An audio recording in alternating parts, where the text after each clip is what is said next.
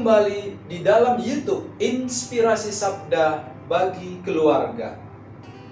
Bacaan kita pada hari ini diambil dari Yohanes 17 ayat 20 sampai 26. Dalam perjamuan terakhir, Yesus menengadah ke langit dan berdoa bagi para pengikutnya.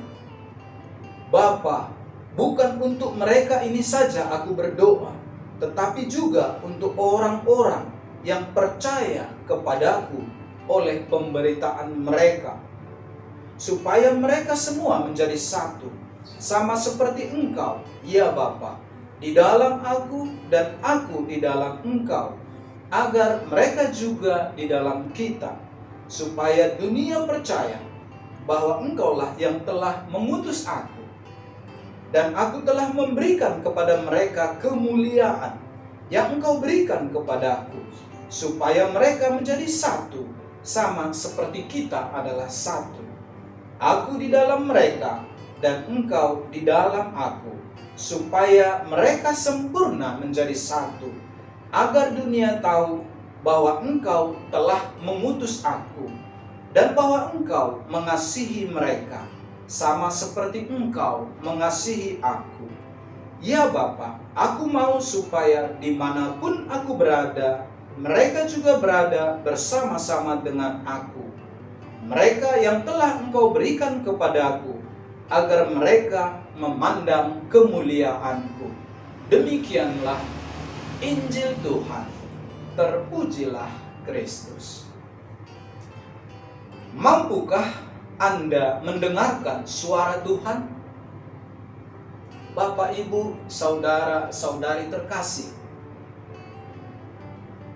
tiada kita yang tidak memiliki masalah, pergumulan, pertentangan, atau kadang kita menginginkan sesuatu terjadi, tapi tidak terjadi. Atau bahkan kita menginginkan sesuatu tidak terjadi, tapi itu bisa terjadi karena kita menggunakan pikiran kita saja. Pada bacaan pertama hari ini, Paulus yang berada di penjara dihadapkan kepada mahkamah agama. Dia dituduh terjadi pergumulan, permasalahan yang luar biasa. Di dalam ketenangannya, di dalam ketekunan dan kebijaksanaannya, Paulus mendengarkan suara Tuhan dengan jelas, kebenaran dan sukacita. Seperti Yesus sendiri berkata kepada Bapa, "Ya Bapa, aku menghendaki supaya aku ada bagi mereka yang percaya kepadaku." Yesus mendoakan supaya Yesus sendiri ada bersama kita.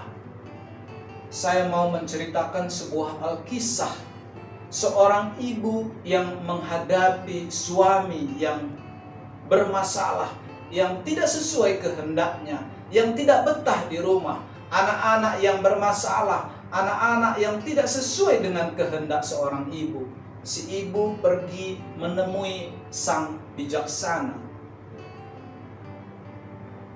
"Tuan, apa yang harus saya perbuat supaya suamiku baik kepadaku, kepada keluargaku? Anak-anakku juga menjadi anak-anak yang tekun, yang baik." Sang bijaksana menjawab, "Ibu, pergilah ke hutan dan ambillah kumis harimau di sana. Ibu akan mendapatkannya mungkin dalam beberapa minggu atau beberapa bulan atau mungkin lebih 1 tahun. Ibu akan saya pandu." Dan sang ibu menjawab, "Baik Tuan bijaksana, saya akan laksanakan perintah Tuan. Demi suami saya menjadi suami yang baik, anak-anak saya menjadi anak-anak Tuhan yang baik." Dan si ibu pergi ke hutan. Dia menghadapi banyak cobaan, membutuhkan ketekunan, keseriusan, pengorbanan yang luar biasa. Setelah beberapa minggu, beberapa bulan, bahkan lebih 1 tahun, akhirnya karena ibu itu sabar dan tekun, dia bisa berkomunikasi dengan harimau itu. Dia bisa bercanda dengan harimau itu. Dia bisa mengerti, paham dengan harimau itu karena ibu itu sabar dan mengikuti petunjuk dari sang bijaksana, Tuhan bijaksana itu.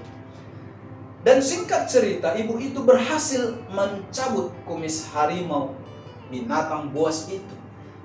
Dan sesuai dengan kata sang bijaksana, bertemu kembali dengan ibu. Tuhan bijaksana, inilah yang Tuhan minta supaya suamiku baik, supaya anak-anakku baik. Dan Tuhan bijaksana menjawab, bakarlah kumis harimau itu. Si ibu terkejut, dia heran, susah payah aku mendapatkannya, betapa banyak pengorbanan yang kulakukan, tetapi kok dibakar. Tetapi ibu itu sadar dan tahu jawabannya. Kalau harimau binatang buas bisa kutaklukkan, bukankah suamiku lebih lembut, anak-anakku lebih sabar, dan lebih mudah kudekati? Bapak, Ibu, saudara-saudara terkasih, keluarga-keluarga Kristen dimanapun berada, kita bisa mendengarkan suara Tuhan seperti Paulus dalam bacaan hari ini. Di dalam ketenangan kita, di dalam ketekunan dan kebijaksanaan kita, Tuhan sendiri berdoa kepada Bapanya supaya Yesus berada di mana kita berada, dan kita pun mendapatkan sukacita itu.